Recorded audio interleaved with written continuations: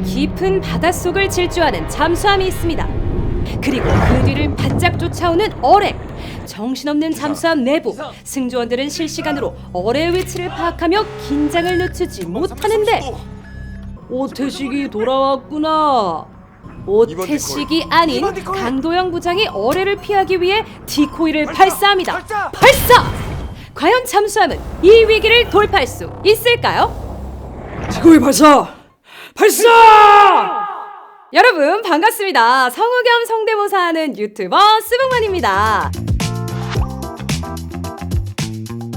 자, 오늘은 100데시벨이 넘으면 도심 한복판에서 폭탄이 터진다? 해군 출신 주인공과 테러범은 과거 잠수함에서 무슨 일이 있었던 걸까요? 사운드 테러 액션 영화 데시벨. 오직 귀 하나로 듣고 맞고 터지는 잠수함 액션 스릴러 영화 울프콜. 지난번 우주에 이어 이번엔 해양으로 돌아왔습니다. 신의 기술 두 번째 시간. 쫄깃쫄깃 손에 땀을 주게 하는 잠수함 액션 영화 데시벨 대 울프콜. 당장 진행시켜 영차! 먼저 영화 데시벨입니다. 한창 경기가 진행 중인 축구장. 무언가를 계속 찾고 있는 강도영 부장. 그 순간 터지는 폭탄. 아니 대체 이게 무슨 상황인가요?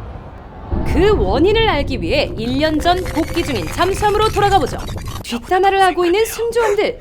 야, 가만 보면은 그 눈이 부리부리한 게 우리 집 강아지 닮았잖아. 뽀삐, 이럴 때 뽀삐. 꼭 당사자가 듣는 법이죠. 진짜. 야, 거구의 뽀삐 강도영 부장이 등장합니다. 나 뒤끝 장난 아니야. 성질내는 뽀삐 아니 강도영 부장. 뒤에서 말이야. 그리고 차은우. 뭐야 왜 훈훈하냐고. 다 가져가야만 속이 우려냈냐? 잘생겼다. 성공적인 훈련 종료를 축하하며 모이는 승조원들. 황대 위에 출산 소식이 더해져 완전 축제 분위기인데 황대희 아들 낳았다. 행복한 순간을 보여주는 게 어쩐지 불안하던 찰나 바닷속에 잠들어 있던 어뢰가 작동됩니다. 아직 상황을 모르고 있는 승조원들은 과연 어떻게 될까요? 흥겨운 시작의 영화 울프콜입니다. 시리아 해안 깊은 곳에서 몰래 작전 중인 프랑스 잠수함의 모습. 여유로운 순간도 잠시 작전 중인 특수부대의 구조 요청이 들어옵니다. Je reçois une émission sur la fréquence des nageurs de combat. 이에 신속하게 주변을 탐색하는 주인공. 그는 구축함의 장비, 선박명, 국적까지 청각으로 정확히 알아내는 신이 내린 청각의 황금기였죠. 그런데 주변을 탐색하던 중 적군인 이란의 구축함을 발견하는데요.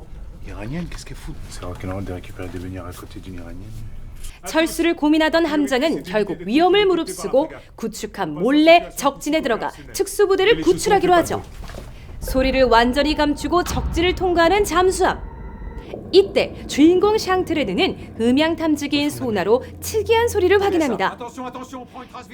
현존하는 함선들의 데이터와 소리가 일치하지 않아 샹트레드는 쉽게 결정을 내리지 못하는데 그 사이 특수부대는 적진 한가운데에서 탈출을 강행하고 자신의 판단에 모두의 생사가 결정되는 아찔한 상황 속 결국 이 소리는 병든 고래라는 결론을 내리죠. 작전을 재개하는 프랑스군. 하지만 어쩐지 찜찜한데 막중한 압박감 속에서 내린 결론. 과연 정확히 판단한 것일까요? 비상! 잠수함대로 어뢰가 바짝 쫓아오고 있는 상황입니다. 빠른 속도로 줄어드는 어뢰와의 거리. 어뢰를 피하기 위해 최대 속도로 심해로 내려가는데 하지만 점점 더 가까워지기만 합니다. 2번 디코이! 2번 디코이! 발사! 발사! 하지만 어림없죠. 어뢰는 폭발하지 않고 잠수함만 쫓는데 승조원들의 표정이 착잡해집니다. 말 그대로 숨이 턱 막히는 상황.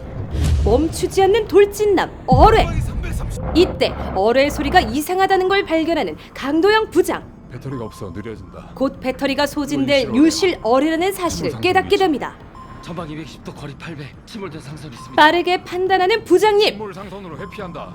상선을 이용해 어뢰를 피하려는 작전을 시작합니다. 과연 그들은 무사히 살아남을 수 있을까요? 정신없이 어뢰를 피하고 있는 데시벨과 달리 조용히 탈출 작전을 진행하고 있는 울프콜. 아니, 저게 뭔가요? 수상한 물체가 이동하는 것을 발견합니다. 혹시 병든 고래라고 판단했던 그 소리의 주인공? 샹트레드 이대로 저녁인가요? 승조원들이 분주해지기 시작합니다. 아까와 달리 그 물체를 적군의 잠수함이라 주장하는 샹트레드. 하지만 상사들에게 대차게 까이죠. 황금기 샹트레드, 황금이 아니라 도금이었던 걸까요? 그때 갑자기 잠수함 전체에 울리는 소리. 일촉즉발의 상황. 누군가 이란 구축함에게 프랑스 잠수함의 위치를 전달하고 있습니다. 정신없이 대응하는 대원들. 하지만 이내 울프콜이 울려 퍼집니다. 적군의 소나에 아군 잠수함이 탐지되었다는 경고 신호이죠. 곧 이어질 적의 공격을 대비해 전투 태세에 들어가는데요. 설상가상으로 적의 구축함에서 이륙하는 헬기. 공격이 시작되기 일보 직전. 이들은 공격을 뚫고 무사히 시리아 해안을 벗어날 수 있을까요? 다시 집요한 어뢰에 쫓기는 영화 데시벨입니다. 최저심도로 내려온 잠수함. 좁은 계곡 속으로 들어갑니다. 360. 어뢰를 피하기 위한 마지막 기회입니다. 충돌합니다. 결국 최후의 방법. 남아있는 모든 디코이를 발사하는데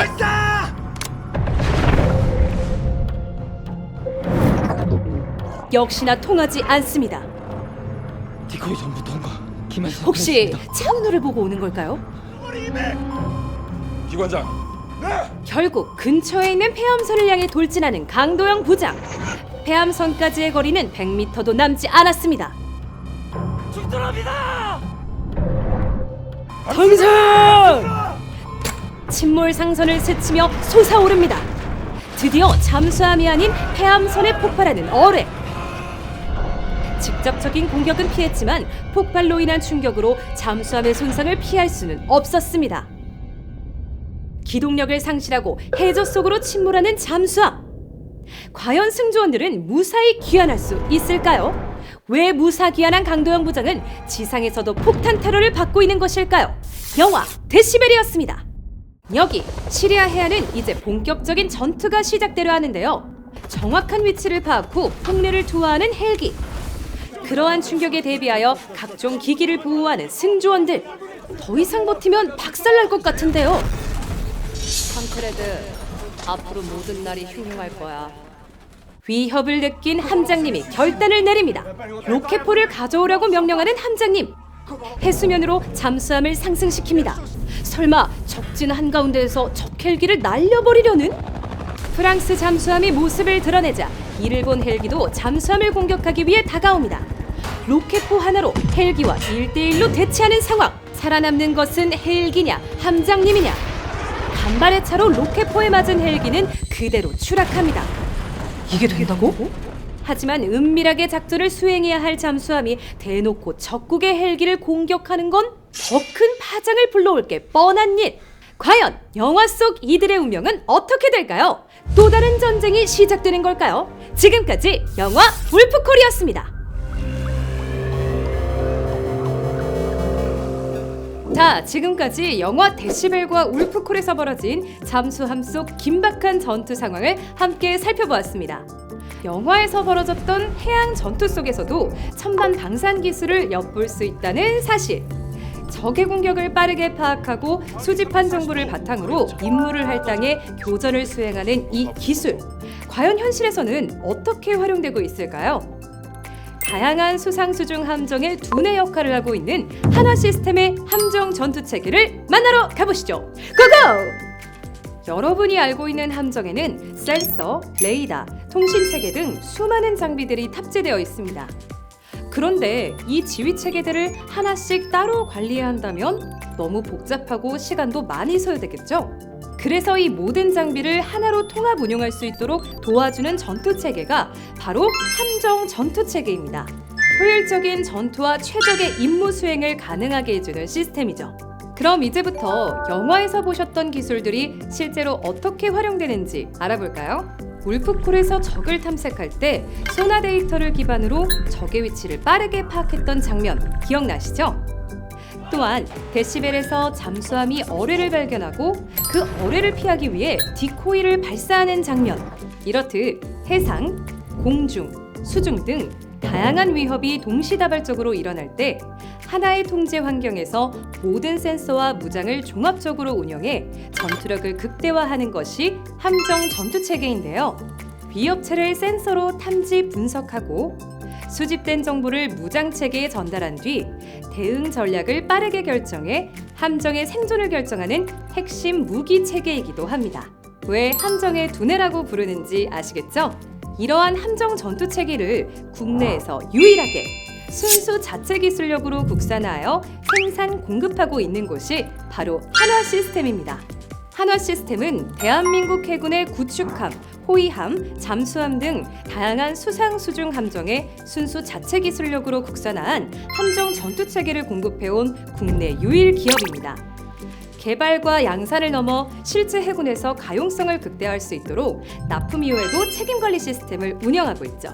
함정 전투체계를 중심으로 미래형 수상함에 요구되는 다양한 탑재 장비들을 통합관리하기 위한 통합 전투체계도 선보이고 있습니다.